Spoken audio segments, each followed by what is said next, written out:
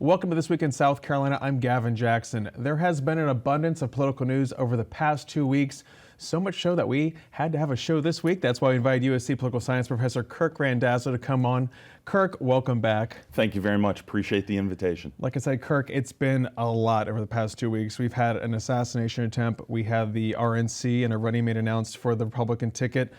We have a president foregoing a run for a second term with a woman of color now set to be the nominee of a major party, all about 100 days from Election Day. So let's start with that assassination attempt on July 13th, Kirk. That was nearly 2 weeks ago. Like we're saying, it's been a busy 2 weeks. We've all seen that footage by now. It was incredibly disturbing, a jarring event that kind of had the reminiscent of 9/11. We're all glued to the TVs because it was just so disturbing. But how did you see that event at the time changing this campaign? And then maybe now, 2 weeks on, how do you see how it's playing out?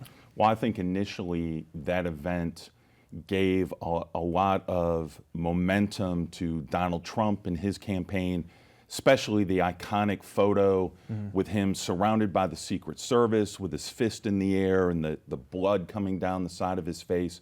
I mean, that very much is an image that plays into the entire persona he has tried to craft for himself as the person that will fight for others. And you know, his phrase now, "I've taken a bullet for democracy," that very much, I think, swung a tremendous amount of energy in his direction. And I think the RNC convention the following week allowed him to build upon that, and things were looking his way for a couple of days until the energy kind of swung in another direction. Yeah, it's reminiscent. We were on our last show, we were talking to folks at the RNC, specifically Robert Cahaley, who's a pollster for Republicans, and he was cautioning, don't be overconfident. Everyone's saying, let's not be overconfident. Even Drew McKissick, the head of the GOP here, said this is just halftime. And clearly, like you're saying, things have shifted. So, you know, how do you see that playing out right now when it comes to how the messaging needs to shift for the Trump campaign? Well, I think for the Trump campaign, it's somewhat remarkable that they've not been better prepared for this potential scenario. I think they were banking on the fact that they were going to run against Joe Biden until the end, and everything was geared towards Biden as the opponent. You know, the selection of J.D. Vance further galvanizes the base, which Trump probably didn't need, but he picked Vance rather than other individuals that might have been more appealing to the moderates or the independents, again, thinking that Biden was going to be the opponent. And now the Trump campaign has had to pivot, almost retool their message to go after Kamala Harris, and they're still trying to find their footing. And so, you know, you have this sort of awkward moment in the Trump campaign when they're trying to figure out what comes next. And you know, in a couple of weeks we have the DNC convention, which I think is further going to put some momentum behind Harris's campaign. Trump's going to need to figure this out pretty quickly, otherwise it's going to be hard next couple of months. Yeah, and I was going to say to that effect, Kirk, we did hear a slightly different Trump at that RNC for the first maybe 25 minutes of that, I think, hour 50-minute long speech he's known for. But then it pivoted back to his typical rhetoric there and, you know, inaccuracies. And that has since, it seems like, fully disappeared with his return to the campaign trail. He was in Charlotte on Wednesday evening where he called Harris lying Kamala Harris and a radical liberal. So it doesn't seem like he's reformed in that way that some folks thought he would be after that assassination attempt. And instead is really kind of doubling down on that Donald Trump that people know very well. Yeah, I was somewhat surprised that we even had a brief moment where there was an apparent reach toward unification, maybe reaching out to a broader segment of the country. But to see him move back to what he's been doing for the last several years, that does not come as much of a surprise. It seems to me, from what I've observed since 2015 when he first announced his run, this is just who Donald Trump is. And I'm not sure that there's anyone in his inner circle that can convince him to change his tune. You know, especially when he goes off the teleprompter, then it's sort of just a giant stream of consciousness, and he goes back to the same talking points that he's been using over the last couple of years. Unfortunately for his campaign, I think those are the talking points that are pushing people away. And that might have been okay when Biden was the opponent, because Biden had his own weaknesses, age being the most prominent, the most vocal. But I'm not sure that works now with Harris as the opponent. Kirk, you were just talking about J.D. Vance and his selection, the Ohio Senator, the selection of him being the running mate for Donald Trump. Doesn't sound like you were totally convinced on him maybe being the pick. I know it doesn't really matter what you think in a sense, because you're just analyzing this, you're observing this. We're not getting your personal politics here, but do you think that Vance was the right pick when you look at it maybe historically, or do you think maybe Tim Scott would have been a better pick? You know, there was so much talk about him, and we're seeing Vance on the campaign trail now versus maybe that more energetic Tim Scott. I actually think Tim Scott would have been a better pick, and for a variety of reasons, and you hit on a couple of those. He is incredibly charismatic. His message is one of hope, of prosperity. You know, he sort of epitomizes the American dream, and I think there was a lot going for Tim Scott as the VP. And going into this race, Tim Scott was actually the person I thought most likely to get the nod, to get the invitation to join Trump on the ticket. J.D. Vance, he doesn't have a whole lot of experience. His story isn't necessarily one that resonates with the average individual. And so it's just not clear to me what Vance brings to the table that a Tim Scott or maybe a couple other candidates did not. And we'll talk about Kamala Harris and her potential running mates in a moment, but I want to stick with Republicans because you have former Republican presidential candidate Vivek Ramaswamy, who after the assassination attempt said that we came within a hair's breadth of another civil war. Ohio State Senator George Lang at a rally in Ohio with Senator J.D. Vance opened by saying, I believe wholeheartedly Donald Trump and Butler County's J.D. Vance are the last chance to save our country. Politically, I'm afraid if we lose this one, it's going to take a civil war to save the country, and it will be saved, quote. He later walked back those comments, but all this Civil War talk, end of the country here, fighting the enemy there, it's all still very incredibly charged rhetoric, especially in light of January 6th and then also that assassination attempt. So what is your feeling when it comes to this heated rhetoric and where we are right now as a country? Do we need to chill out with the whole Civil War talk? Yeah, to me, that's the most concerning about all of this. And as you said, especially after January 6th, we've seen how politically charged people can become, what they can do when they're incited to take matters just one step further. And so this talk of another civil war or a Second Amendment revolution, which, you know, that phrase is coming back more and more. All that does is further stoke the division within this country and, more concerning, the notion that the only way we can save this is through some kind of violent response. That, to me, is where everybody should step up, regardless of whether they're Democrat or Republican, and say, look, it's enough. We have to lower the temperature, dial down the rhetoric.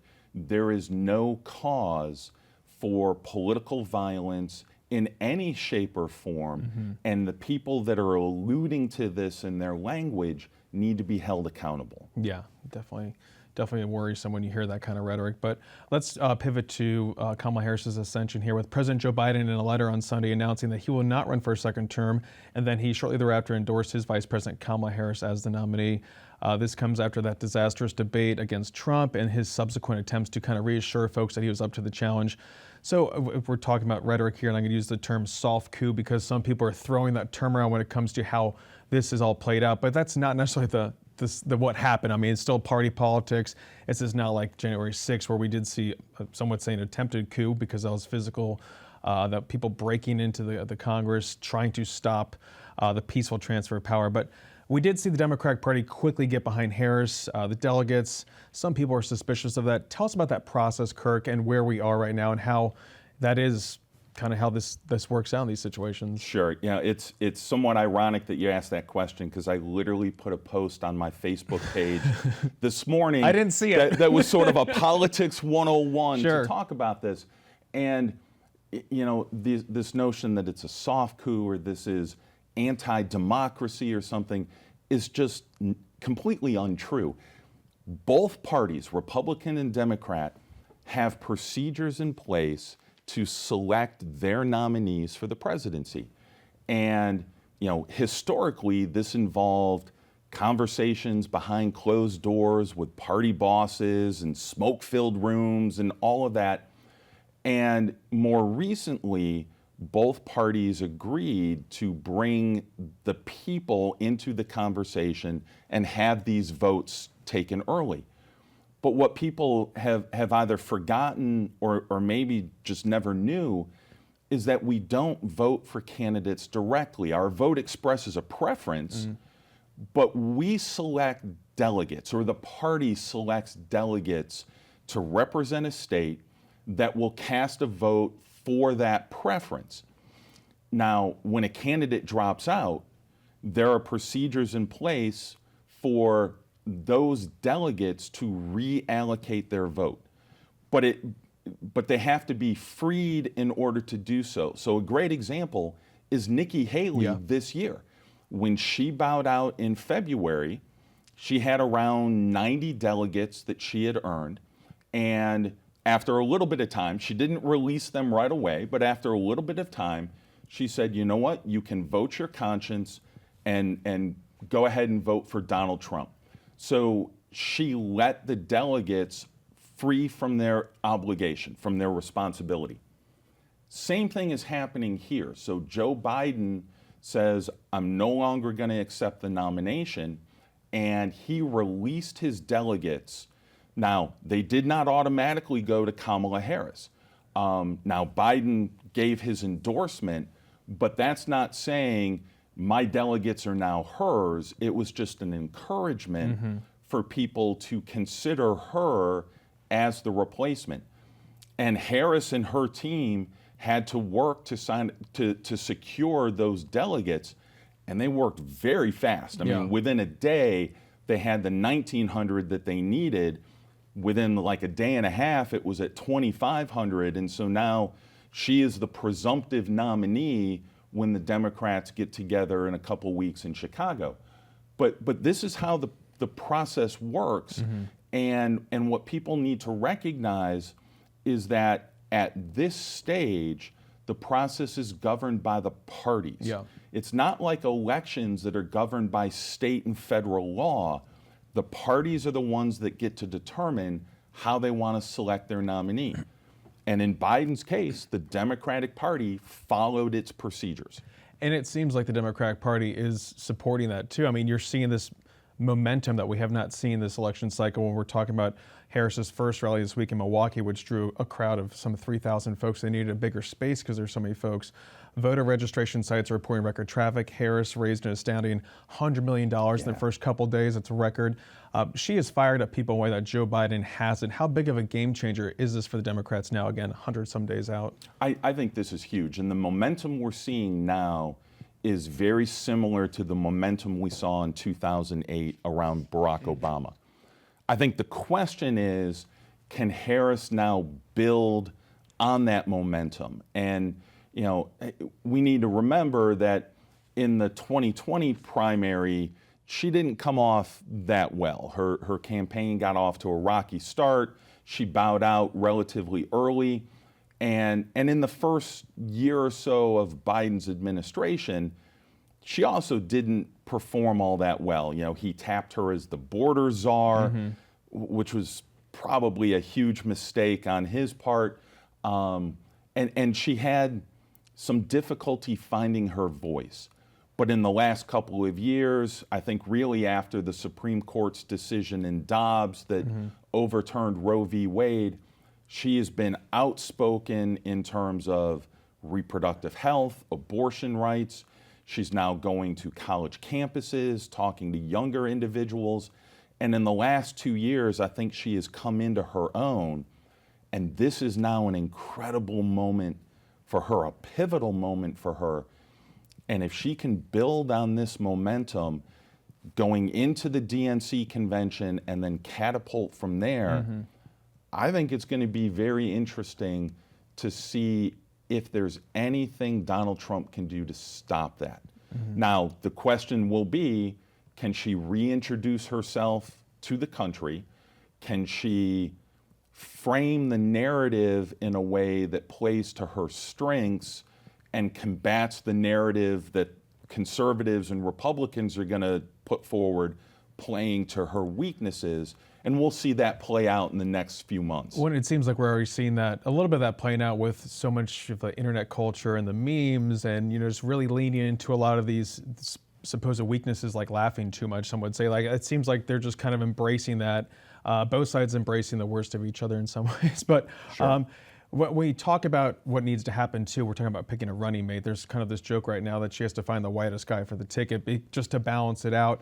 Unfortunate to say, but that's how sometimes politics works out. But when we look at that short list, we're looking at North Carolina Governor Roy Cooper, Kentucky Governor Andy Beshear, Pennsylvania Governor Josh Shapiro, Arizona Senator Mark Kelly.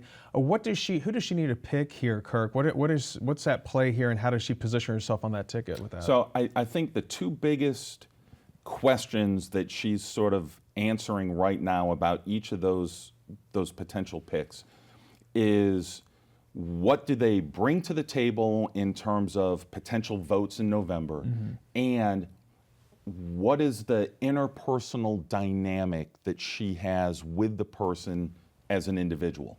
And so you think of someone like Governor Shapiro.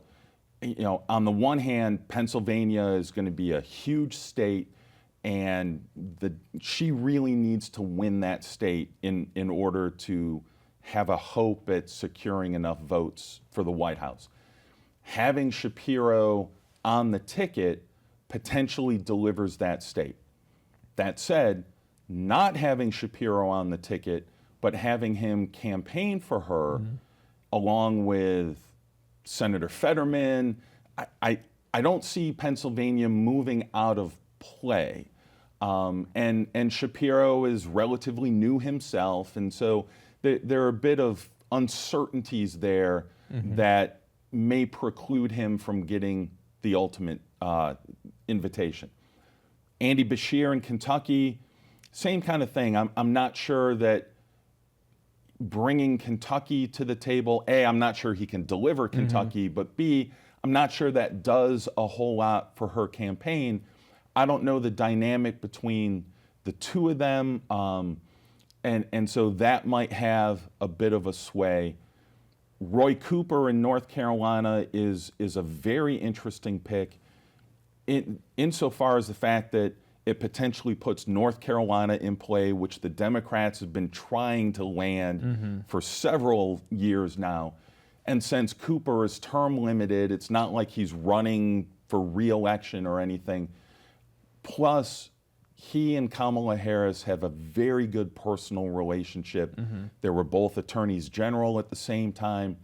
And so I think he is probably one of the top two candidates. That would be my guess. And that brings us Mark Kelly. He's the one that I think is probably at the top of the list right now. I think having him on the ticket makes Arizona a very gettable state. And we know Joe Biden won that by the slimmest of margins last time. I think keeping Arizona in the Democratic camp is a very attractive option for Harris. And I think Mark Kelly's just got a great story. I mean, he was an astronaut. He's got the military experience. His wife, Gabby Gifford, was shot in the head, survived that, has been an outspoken advocate for gun reform and regulation. And so I would say that Kelly and Cooper are probably the top two candidates right now. And as we've heard, Harris is hoping to make that selection in the next week because the DNC wants to get the nomination locked up prior to the convention. Yeah, because of the Ohio ballot. requirements there. And Kirk, we have gone over our time a little bit, but I have one last question for you because I'd be remiss if I didn't ask you about this. But Biden gave an 11-minute long primetime speech from the Oval Office Wednesday evening that encapsulated him passing the torch to a younger generation, saying in part, "I revere this office, but I love my country more. Nothing can come in the way of saving our democracy. That includes personal ambition." And then he also went on to say that we have to decide, do you still believe in honesty, decency, respect, freedom and justice and democracy in this moment? We can see all this into play here. We saw Joe Biden really pouring his heart out there on TV as his, big kind of just christening moment there for at the end of his political career, some 50 years there. How monumental was this to see a leader step down like that, to pass the torch like that at the height of political power? I think this was a remarkable speech and must have been really difficult for Biden to deliver. I mean, you heard the comment, "I revere this office, but I love my country more."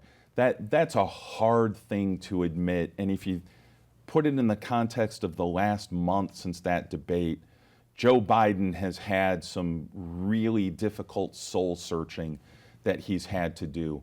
But I think more importantly, that speech, when it's compared to what happened on January 6th with Donald Trump trying to keep office, the comparison between those two is going to be a stark reminder that America is governed by the people. We don't have kings. We don't have dictators.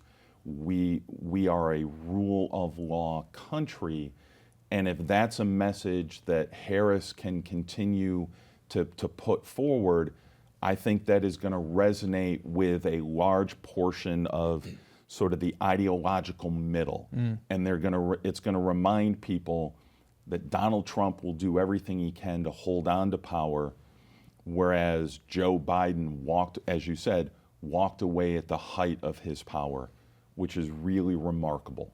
Yeah, a lot of contrast. There are a lot to watch in the next 100 days. A lot to watch. USC political science professor Kirk Randazzo, thank you. We'll be in touch. Thank you. Thank you so much. Joining me now to better understand the ramifications of Vice President Kamala Harris being at the top of the ticket is Antjuan Seawright. He's a Democratic strategist, and he is the CEO of Blueprint Strategies. Antjuan, welcome back. It's good to be back with you. Antjuan, let's just start off. What did you make of President Joe Biden's decision to step down? Was that the right call? It was certainly the most consequential decision that I think Joe Biden has made in his entire career. We all should be thankful for Joe Biden, no matter our party, a political party affiliation. Joe Biden, a honorary native son of South Carolina because of his long-term relationships in our state with Democrats and Republicans. That's the beauty about South Carolina. We embrace folks, even when we may not always agree with them on every single matter. And he's done more in terms of pure deliverables to our state than any other president, and perhaps in most of our lifetime. So we are thankful for his service. We're certainly thankful for what he has done to pass the torch to the next generation of leaders in our country. Yeah, it was quite something, Antjuan. And you mentioned that, kind of alluding to what he said in his speech, his primetime speech in the Oval Office on Wednesday evening. So with that being said, we did see him come right out of the gate endorsing his Vice President Kamala Harris to be the next nominee for the party. How has this changed the game with some 100 days to Election Day? Well, look, we all are feeling or seeing or observing the Kamala momentum that's happening since that endorsement, since the passing of the torch. And I think that says everything about who we are, one as a party, but who we are as a country. The opportunity, forget about whether it happens or not, which I believe it will, but the opportunity to elect a Black woman with South Asian descent as the leader of the free world shows tremendously the progress we've made. But we also know that all progress is not permanent. And so there's still a lot of work to be done, but $100+ million in 24 hours, organizing like we've never seen before. She is certainly an expansion candidate and a stretch the map kind of candidate. And whether you're Democrat, Republican, or independent, having the first African-American woman with South Asian descent to represent any major party in our nation's history is something we all should be proud of. And Antjuan, with that being said, I mean, do you see her reversing a lot of that a lot of those concerns that we heard at the beginning of the year with Biden losing support from members of the Black community, obviously a huge part of the Democratic Party. How does this change that, and how does she bring folks together? I mean, you're already talking about her raising $100 million. We're seeing thousands of folks wanting to volunteer, wanting to work with this administration. Talk about how that affects the Black community. Well, I've heard comparisons to Barack Obama's '08 campaign, but I would push back, disagree. She has brought more fire and attention and momentum to the conversation, momentum to the conversation than Barack Obama has ever had, perhaps. And I believe she can win with a larger margin than Barack Obama ever had. Elections are about coalitions and constituencies. It's a game of politics, it's a game of addition and multiplication, not subtraction or division. Her candidacy, her policy agenda, her record, including being the vice president, her qualifications, prosecutor, attorney general, United States senator, and now vice president, certainly positions her to be one of the most qualified to ever run for the office. And I think the energy you see is very reflective of that. And Antjuan, I wish we had more time, but we have less than a minute left. I want to ask you about her potential running mate. Who do you see as filling that VP slot for Kamala Harris on the ticket? We have a number of talented individuals who can step in and be the assistant head coach. A few things are important. One, they must be ready to lead on day one. Two, they must be very complimentary of her vision for the future, but also being able to articulate what has been done before. Geographics matter, demographics matter, but certainly someone who can do a great job of arguing the contrast to what we're up against: Donald Trump, J.D. Vance, Trumpism, as well as Trump Project 2025. Those things are going to be critical elements to anyone she decides to pick. Gotcha. That's some great insight there from Antjuan Seawright. He's with Blueprint Strategies, and he's also a Democratic strategist. Antjuan, thanks as always. We got 100 days to the election. We'll be talking to you soon. Thanks for having me. Great. For South Carolina ETV, I'm Gavin Jackson. Be well, South Carolina.